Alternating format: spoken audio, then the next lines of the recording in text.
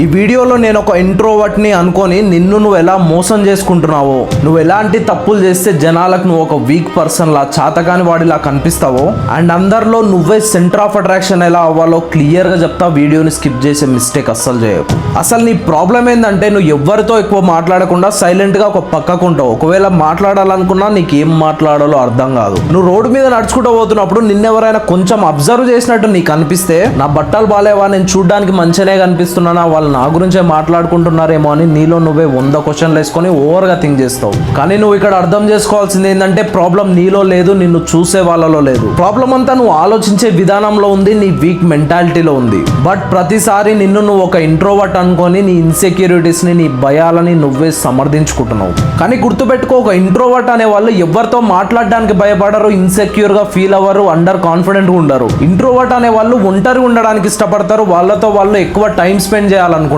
అలా అని పబ్లిక్ లో ఉండే సిచ్యువేషన్ వచ్చినా, మాట్లాడే సిచ్యువేషన్ వచ్చినా మాట్లాడడానికి భయపడరు, ఉండడానికి ఇన్సెక్యూర్ గా ఫీల్ అవ్వరు. సో నీకు వచ్చే నెగిటివ్ థాట్స్ ని పక్కకెట్టి నాలో ఏ ఫాల్ట్ లేదు, నేను కాన్ఫిడెంట్ గా ఉన్నా అని నువ్వు అనుకున్నప్పుడే నీ ఆలోచన విధానం చేంజ్ అవుతుంది. నీ ఆలోచన విధానం చేంజ్ అయితే నీ మైండ్ సెట్ చేంజ్ అవుతుంది. ఒకవేళ నీకు ఇంకా ఇదే మెంటాలిటీ ఉంటే, నువ్వేమన్నా చెప్పాలనుకున్నా, ఏమన్నా చేయాలనుకున్నా, ఇన్సెక్యూర్ ఫీలింగ్ వల్ల ప్రతి చోట ఏం చెప్పలేక, ఏం చేయలేక సైలెంట్ గా ఉండిపోతావు. అప్పుడు జనాలకు నువ్వు ఒక బోరింగ్ పర్సన్ లాగా అనిపిస్తావు. నీతో మాట్లాడడానికి పెద్దగా ఎవరు ఇష్టపడరు. అందరిలో నువ్వు సెంటర్ ఆఫ్ అట్రాక్షన్ కావాలంటే అందరిలా కాకుండా నువ్వు డిఫరెంట్ గా ఉండడం నేర్చుకో. అండ్ ప్రతి విషయాన్ని అందరిలా కాకుండా డిఫరెంట్ గా ఆలోచించడం నేర్చుకో. అండ్ హ్యూమన్ సైకాలజీని అర్థం చేసుకొని నీ ముందున్న వాళ్ళు ఎలా బిహేవ్ చేస్తున్నారు, నిన్నెట్లా ట్రీట్ చేస్తున్నారు అన్నది తెలుసుకో. అప్పుడే అందరిలో నువ్వు సెంటర్ ఆఫ్ అట్రాక్షన్ అవుతావు, అందరూ నిన్ను స్పెషల్ గా ట్రీట్ చేయడం స్టార్ట్ చేస్తారు. దీని గురించి ఇంకా తెలుసుకోవాలంటే పార్ట్ 2 అని కామెంట్ చేయి. నెక్స్ట్ వీడియోలో క్లియర్ గా ఎక్స్ప్లెయిన్ చేస్తాం.